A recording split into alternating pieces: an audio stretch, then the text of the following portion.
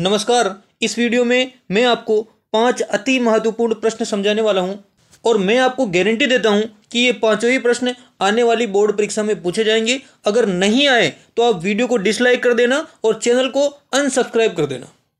तो चलिए शुरू करते हैं। पहला प्रश्न है, अमलगम किसे कहते हैं? साबुन की सफाई प्रक्रिया की क्रियाविधि। मानव में बच्चे का लिंग निर्धारण कैसे होता है? श्वसन को ऊष्माक्षेपी अभिक्रिया क्यों कहते हैं? और एक्वारेजिया किसे कहते हैं? तो चलिए पहला प्रश्न शुरू करते हैं। पहला प्रश्न है, अमलगम किसे कहते हैं? अमलगम जब किसी धातु पर पारे का लेप कर दिया जाता है। जब किसी धातु पर पारे का लेप कर दिया जाता है तो वह धातु पारे से मिलकर, यानी कि पारे को मरकरी भी कहते हैं, से मिलकर पारे की मिश्र धातु बनाती है, जिसे अमलगम कहते हैं। जैसे कि जस्ता है, सोना है और चांदी, ये क्या बनाते हैं? अमलगम बनाते हैं। जस्ता, सोना, चांदी। और लोहा और प्लेटिनम अमलगम नहीं बनाते हैं। अगला प्रश्न है, साबुन की सफाई प्रक्रिया की क्रियाविधि समझाइए। इस प्रश्न का मतलब है कि साबुन किस प्रकार से कपड़ों से मेल साफ करता है, उसकी क्रियाविधि हम इस प्रश्न में समझेंगे।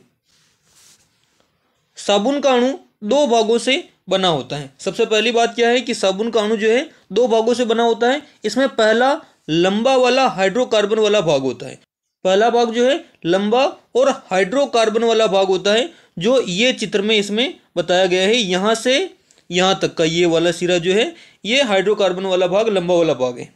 तथा दूसरा Na+ युक्त, यानी कि सोडियम प्लस युक्त छोटा अम्लीय भाग होता है, यानी कि यहाँ से यहाँ तक का जो भाग है ना, ये दूसरा वाला भाग होता है। तो साबुन के दो भाग हो गए, ये पहला यहाँ से यहाँ तक का ये पहला, और इधर वाला जो है ये दूसरा वाला भाग।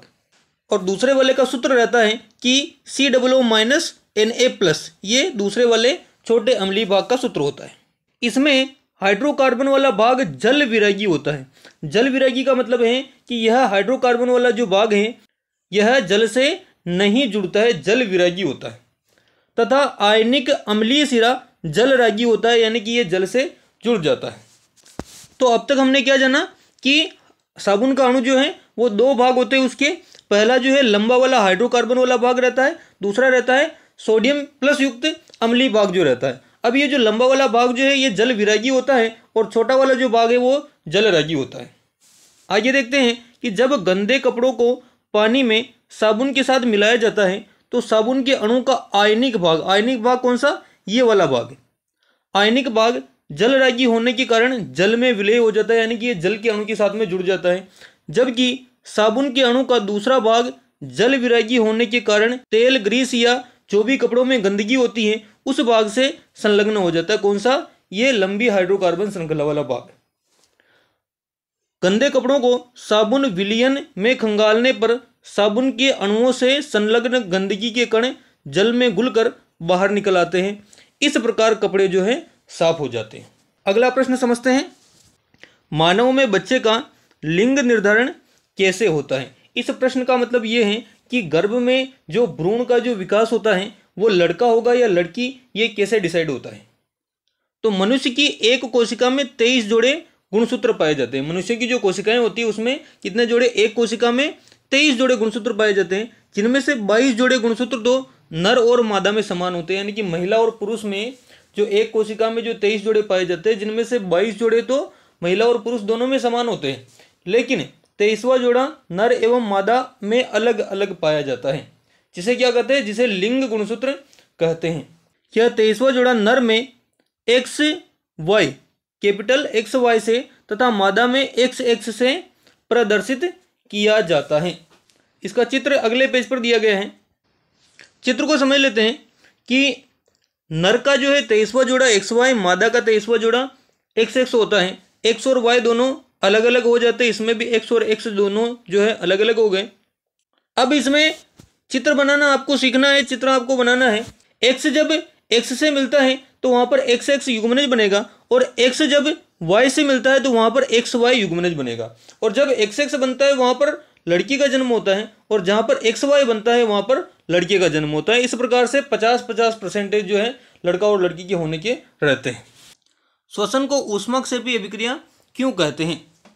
मनुष्य को भोज्य पदार्थों के माध्यम से ग्लूकोज प्राप्त होता है, यानी कि मनुष्य जो भोजन करता है उसमें ग्लूकोज होता है।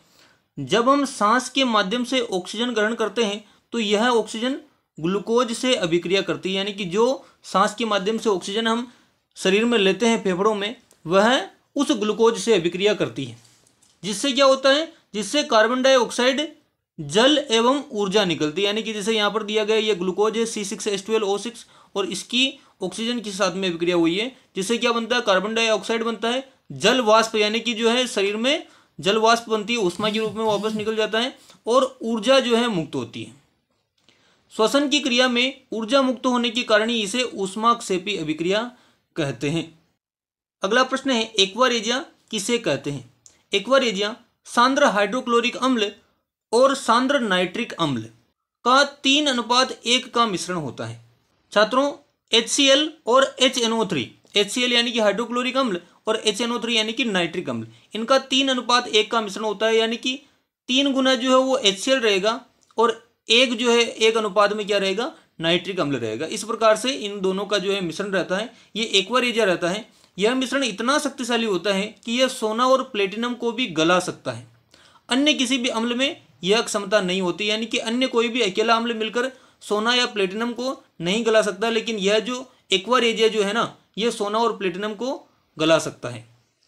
यह वीडियो आपको कैसा लगा कमेंट में जरूर बताएं। वीडियो को लाइक करें और चैनल को सब्सक्राइब करें।